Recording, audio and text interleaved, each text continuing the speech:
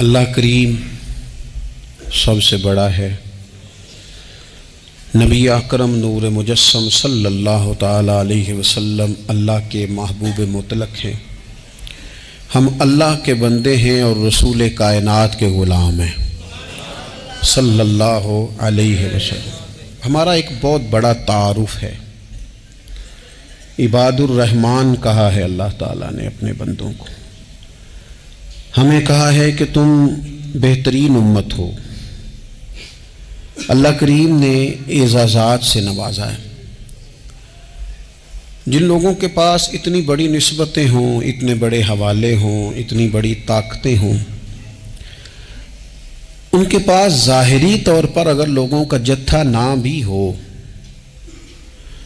اور ظاہری طور پر اگر مال و اسباب وقتی طور پر نہ بھی ہوں، اقتدار، عہدہ اور بڑے لمبے چوڑے نعرے ان کے پیچھے نہ بھی لگ رہے ہوں، تو یہ بہت بڑا تعارف نہیں کہ اللہ کے بندے ہیں اور رسول کریم کے غلام ہیں؟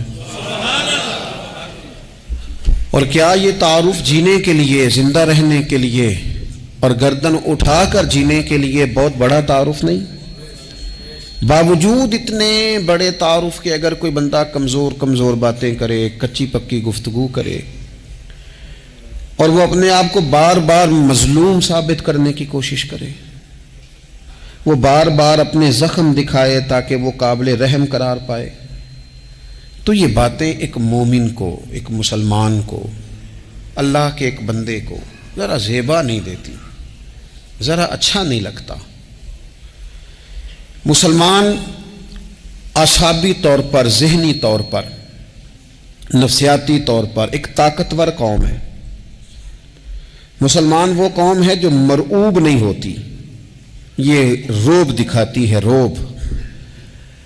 ہم وہ لوگ ہیں کہ جن کے اکابرین سوئے بھی ہوتے تھے، نہ سوئے ہوتے تھے حضرت عمر، لیکن ان کو سوئے ہوئے دیکھ کر بھی لوگ کانپا کرتے تھے، اس لیے کہ شیر تو شیر ہی ہوتا ہے نا، وہ سویا ہو تو پھر بھی شیر ہی۔ تو میں کچھ عرصے سے اس کمی کو بڑی شدت سے محسوس کرتا ہوں کہ لوگ، یعنی کوئی شخص بھی ملتا ہے تو وہ اس لہجے میں بات کرتا ہے کہ اسے مظلوم مان لیا جائے، قابل رحم مان لیا جائے، اس کی مدد کی جائے، اس پر توجہ کی جائے۔ یہ مسلمان کی شان نہیں۔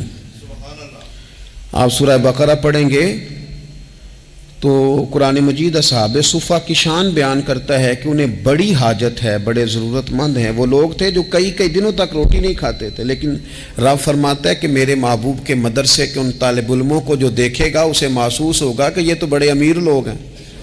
کیوں محسوس ہوگا؟ لا یسألون الناس الحافا، یہ لوگوں سے لپٹ کر سوال نہیں کرتے، کشکول طلب نہیں دراز کرتے، یہ اپنے پردے کو قائم رکھتے ہیں۔ خودداری، عزت نفس، وقار، خودی ہمارے ہاں تیزی سے ان چیزوں کا آج جو ہے وہ یوں محسوس ہوتا جیسے قحط ہو گیا ہے۔ الا ماشاءاللہ، آپ کے زخم دکھانے سے کوئی بھی آپ کا زخم نہیں بھرے گا، بلکہ میں نے تو یہ دیکھا ہے اپنی زندگی میں کہ اچھا بھلے تعلقات چل رہے ہوتے ہیں، آپ کو ذرا ضرورت پڑ جائے تو سامنے والا آنکھیں پھیر لیتا ہے، اسی وقت اس کا ماحول اور اس کے حالات خراب ہو جاتے ہیں۔ اس لیے اپنا سارا بھروسہ، اپنی ساری توجہ، اپنی سوچوں کا مکمل مدار صرف اللہ رسول کی ذات کو بنائیں، اور اس انداز میں بنائیں کہ کون دیتا ہے دینے کو تو چاہیے، دینے والا ہے سچا ہمارا نبی۔ اور یہ ذہن بنائیں زندگی میں کہ رب رسول کی بارگاہ سے 2 قطرے بھی مل گئے تو دنیا بھی بن جائے گی، آخرت بھی بن جائے گی۔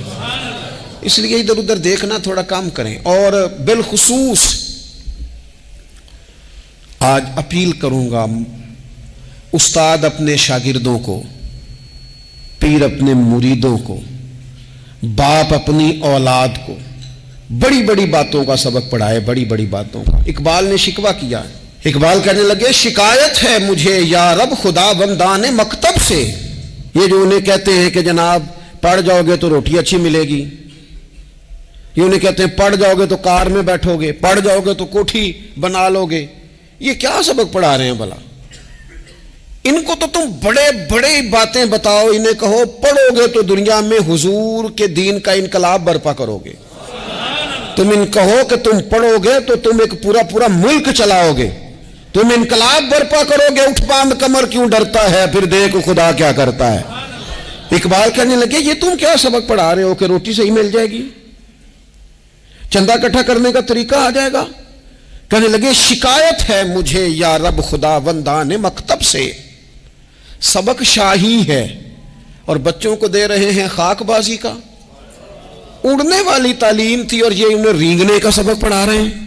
تگڑی تگڑی باتیں بچوں کو سکھاؤ، تگڑی تگڑی، یہ پھر سارے نہ ڈھونڈتے پھریں کہ وہ فلانا جو ہے نا چاچا امیر ہے تو ماموں امیر ہے تو فلانی خالہ باہر ہے تو فلانا ذرا مہربانی، کوئی بھی نہیں مہربانی کرتا۔ مہربانی جب بھی کرتا ہے یا خدا کرتا ہے یا مدینے والے محمد مصطفیٰ کرتے ہیں۔ اپنی توجہات کبھی بچوں کو دیکھیں، حضرت لقمان اپنے بیٹے کو کیا کہتے ہیں؟ کہتے ہیں یا بنی اقم الصلاۃ وامر بالمعروف وانہی عن المنکر۔ حضرت لقمان اپنے بیٹے کو سمجھاتے ہیں، کہتے ہیں اے بیٹا نماز قائم کرنا، لوگوں کو بھلائی کا حکم دینا، برائی سے منع کرنا، وَاصْبِرْ عَلَىٰ مَا أَصَابَكَ، اور جب مصیبت پہنچے تو صبر کرنا، ادھر ادھر رونا دھونا نہ کرنا۔ نماز پڑھنا، بھلائی کا حکم دینا، برائی سے منع کرنا، اور اگر کوئی مصیبت پہنچے تو اس پر صبر کرنا۔ کتنے کام ہو گئے؟ 4۔ ایک نماز پڑھنی ہے، ایک بھلائی کا حکم دینا ہے لوگوں کو، ایک برائی سے، اور اگر کوئی مشکل آئے تو کیا کرنا ہے؟ ان ذالک من عزم الامور۔ فرمایا بیٹا یہ بڑی ہمت والے کام ہیں، ہمت والے کام کرنا، ہمت والے، طاقتیں اپنی قائم رکھنا، کمزور نہ پڑنا، لوگ تمہارے آنسو نہ دیکھیں، کوئی تمہیں تڑپتا نہ دیکھے۔ چھوٹا چھوٹا زخم لے کر لوگ سگنل پہ کھڑے، چھوٹی چھوٹی مجبوریاں لے کر لوگ مانگنے کے لیے دروازوں پر کھڑے ہیں۔ امت مسلمہ کا یہ مزاج نہیں، یہ وقار نہیں، یہ انداز نہیں۔ ہم تو بانٹنے والے لوگ ہیں۔ چلے مشکل آ جاتی ہے، زندگی میں ضروریات پڑ جاتی ہیں، قرضہ صحابہ بھی لے لیا کرتے تھے، لیکن یہ جو لہجے آج ہم نے اختیار کر لیے، کمزور ہو جانا، کچا پڑ جانا، غریبی کا رونا، یہ انداز اہل ایمان کا۔ بچوں کو طاقتور ہونا چاہیے۔ میرے نبی کریم صلی اللہ تعالی علیہ وآلہ وسلم نے نا ارشاد فرمایا، ایسا نہیں ہے کہ کوئی بندہ کمزور ہے تو وہ ناپسندیدہ ہے، یہ نہیں فرمایا کہ جو بزدل ہے تو وہ بڑا کوئی کٹا ہوا آدمی ہے، لیکن حضور فرماتے ہیں، صحیح مسلم میں حدیث موجود ہے، حضور فرمانے لگے طاقتور مسلمان نا اللہ کی نظر میں بزدل مسلمان سے زیادہ پیارا ہے۔ طاقتور ہے نا، اس کی شان زیادہ ہے۔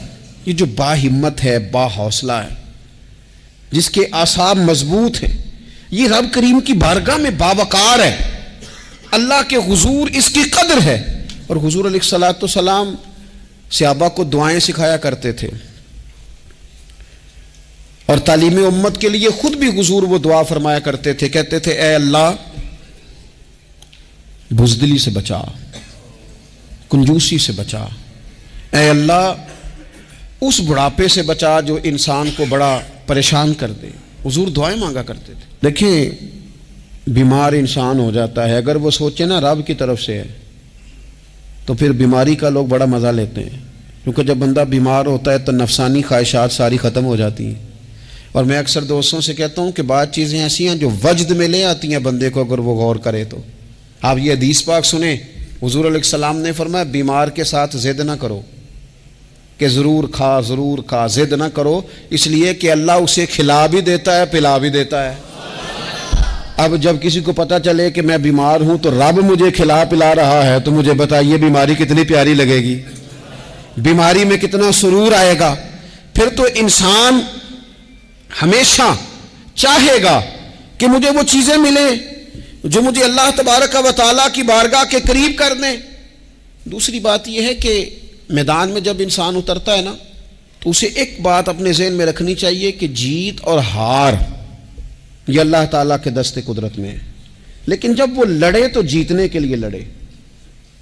ہمارے ہاں نا بہت سارے لوگ لڑنے سے پہلے ہی ہارے ہوئے ہوتے ہیں، میدان میں نکلنے سے پہلے ہی وہ کمزور باتیں کر رہے ہوتے ہیں، ابھی سفر شروع نہیں ہوتا وہ کہہ دیتے ہیں نہیں جناب آپ کی بات تو ٹھیک ہے پر کیسے ہوگا، کیوں کر ہوگا، لوگ تو آج کل چلتے ہی نہیں، بڑے مسئلے خراب ہیں،